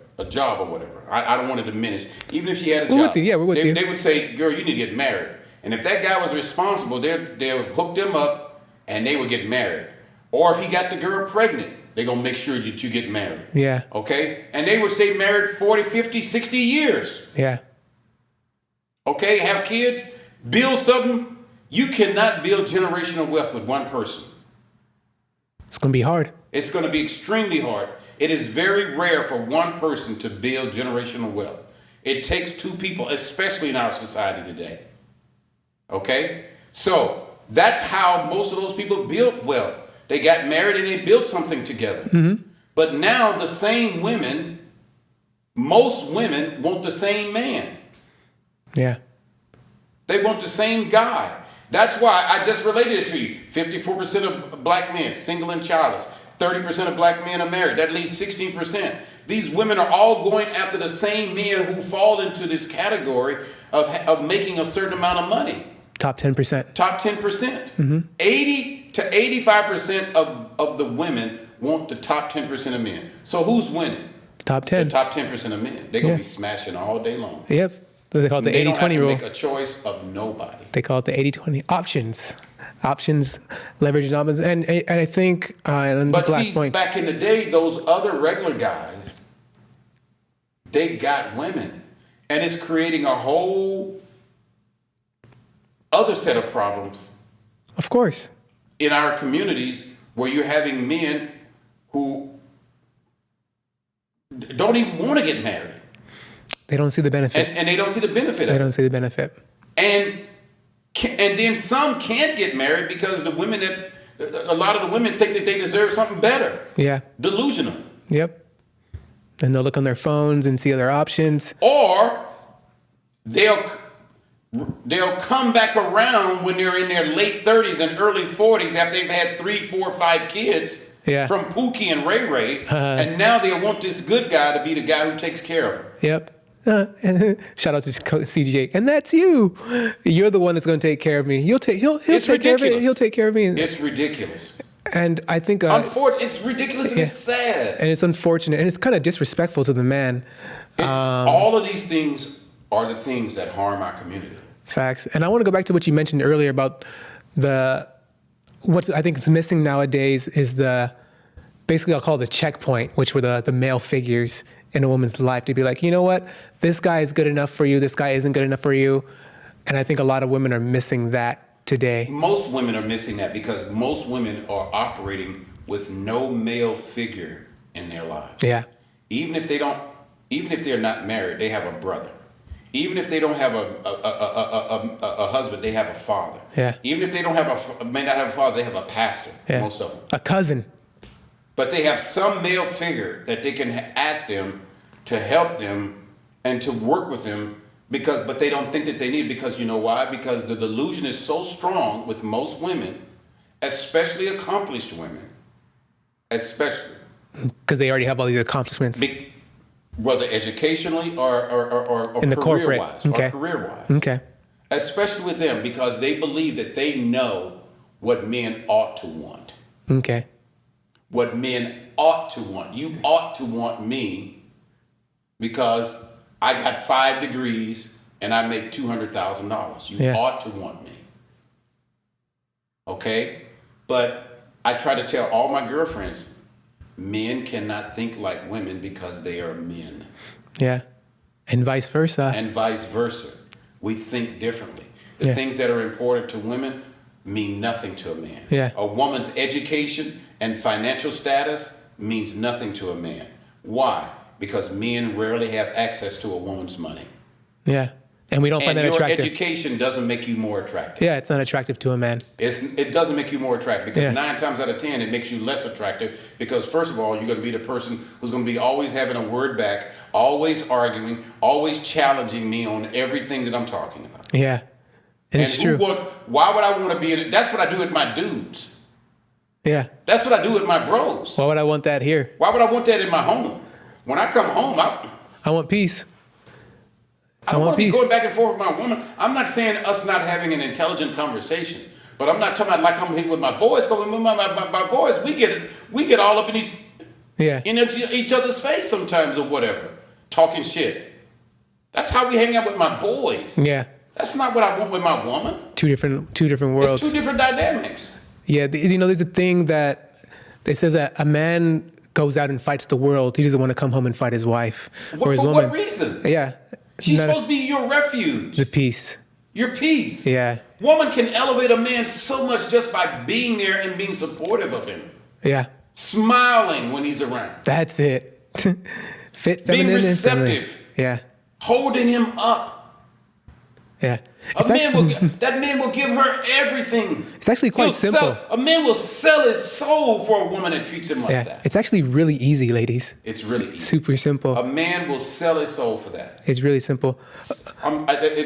He'll sell his soul for it. Yeah. And I wanted to move on, obviously, you've had a extreme spectrum of a life, being a pastor, being in the military, obviously a poet. What is something or one thing that not many people know about you? That know about me? Yeah. Wow.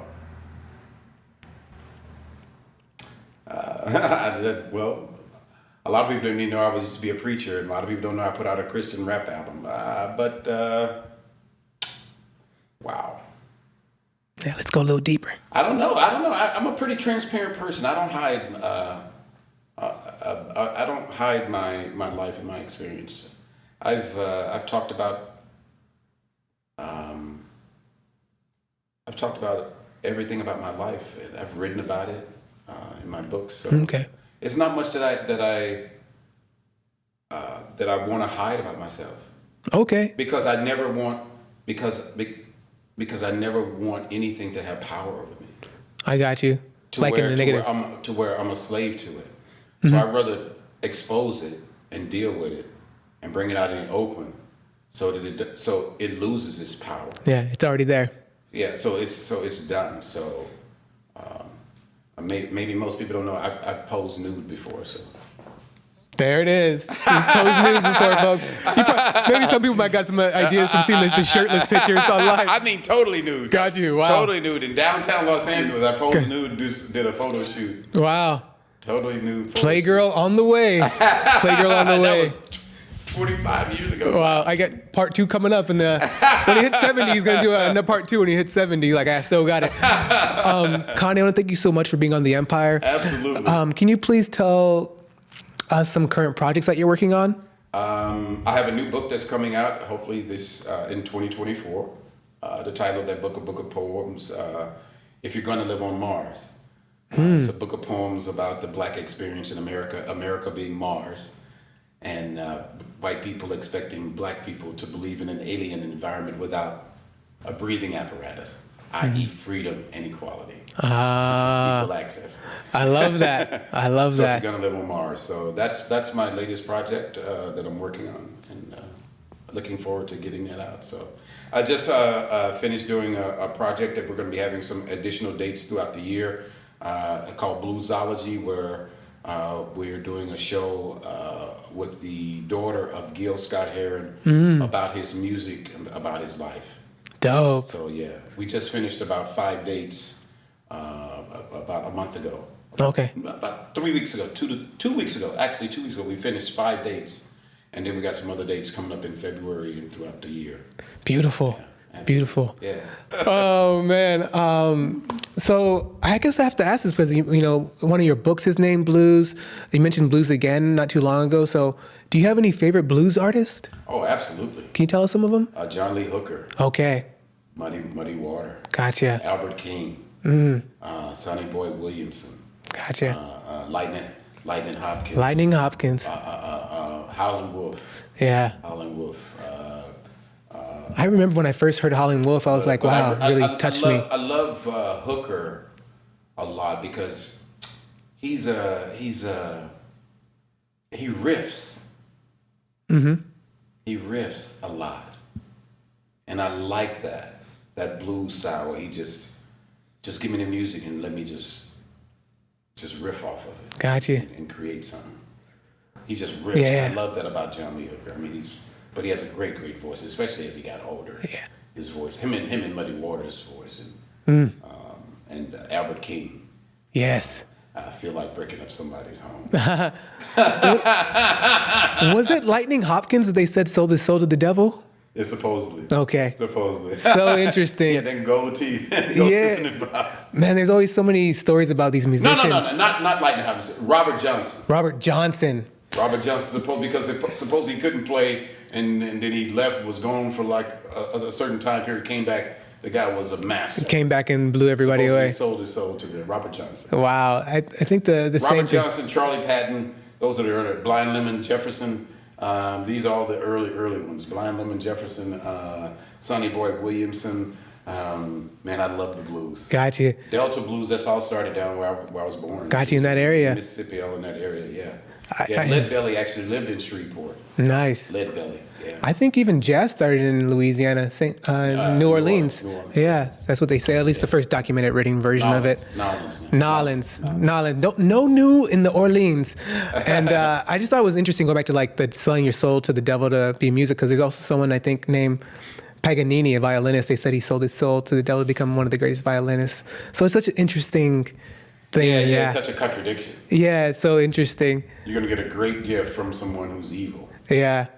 But I guess they also said he was the one who was in charge of the ministry, right? The music ministry, supposedly? Yes, in charge of music, but and the most beautiful angel. Yeah, simultaneously. That's Yeah. why I never get by into horror movies, because they always portray demons and stuff as ugly. And that's certainly not my interpretation when I think of the devil, if there is a devil. Got you. That concept, it should always be something beautiful, because it has to be something that entices you, seduces you. Got you. Tricks you. And beauty. Tempts you. Only do that. Beautiful on surface wise. Got you. This makes me think, do you believe in a spiritual warfare? That there's spiritual warfare going on? No. No. Aha. No. Gotcha. No. That warfare, that tether, that pull is all us. Got you. All people doing it. It's all us. It's all internal. Got you. Got you. So you don't think there's like some spiritual warfare happening outside? No. I love that. Okay. I love it. I love it. It was my belief at one time. Yeah. And it's not now. I love that. Connie, I want to thank you again for being on the Empire. Let's say 100 years pass by, 250 years pass by. half a millennia passes by. What would you like your empire to look like, whether it's in poetry, film, family, Black history, Black culture, just life in general? What would you like your empire to look like half a millennia from now? Well, my only empire would be to see my children, my children's children, my children's be a part of a Black community and society where we appreciate who we are and we are appreciated in the environment and the society in which we're living, and you're prospering in that way. I don't think that there's anything higher than that. Being loving and respectful and honoring of each other in the way that we live. I don't think there's any higher form of life than that we can aspire to, no matter what technology may come. I don't think there's any higher form of life than learning to appreciate and to value each other. So that's would be my hope in the future for my children and for Black people especially in the future, and for all humanity. I love that. Yeah. So awesome. Yeah, you can make great accomplishments. That's the fallacy. I mean, you can make me start talking to me, but that's the fallacy of Black women today. They think that because they have education and financial status, that elevates them and makes them better. And that's sad. Sad. That doesn't elevate you. Being an ethical human being makes you valuable. I love that. Thank you so much. Respect. Yeah. Conney, can you please tell everybody how they can find you, support you, get your books, find out where you're playing at? Can you please let everybody know how they can do that? As long as you're not stalking me. Well, You can find me on Facebook, Conney Williams. You can find me on Instagram, Dread Conney, D-R-E-D, Conney, C-O-N-N-E-Y. And you can find me on Twitter at DreadCon, D-R-E-D-C-O-N. You can find me on everywhere. I'm Googleable. Conney D. Williams. Conney Williams. I am the only one in your Google search. There's no one else with a name spelled like mine. C-O-N-N-E-Y. So I went from hating my name, and now 67 years later, I am enthralled by my name. There it is. Because I am the only name that will come up in a Google search. Conney Williams. boom. And I'll have his Instagram link in the description, and you guys can find it that way. You guys can know how to connect with him. But I want to thank him. I want to thank all you guys. And I think we learned a lot today. You know, we learned That how... was a pretty expansive conversation. Yeah, you know, we like to go deep like the ocean, you know, like the abyss. And I think we learned a lot from Conney today about him being a firefighter, him going into the military, about, you know, being in Louisiana boy, how he used to hate his name and now he loves his name. We also learned that he used to nude model. And so it's we learned a lot from this gentleman, you know, and we even learned about, you know, I didn't know that segregation or integration was forced. I thought it was an option. We learned that from him. We also learned about the unions from him was started because of Black Americans trying to basically getting blocked out of the trade. We learned so much today. And I just want to thank him again. I want to thank all you guys. Please like the video if you haven't. Subscribe to the channel to help build up this thing. Share. Comment down below what you thought. My name's Antonio the Miles. If you guys want to help support the channel and our work, contribute to this episode, to any other episode, you can do our Cash App, which is $THEE Empire Podcast, along with all the other ones that we have that are in the description. And other than that, other than that,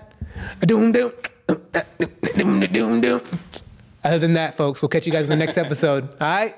Beat it! Beat it! No one wants to be defeated! We'll catch you guys in the next episode, all right? Peace. I say it's my duty. Yeah. Is it my will? Yeah. To do what?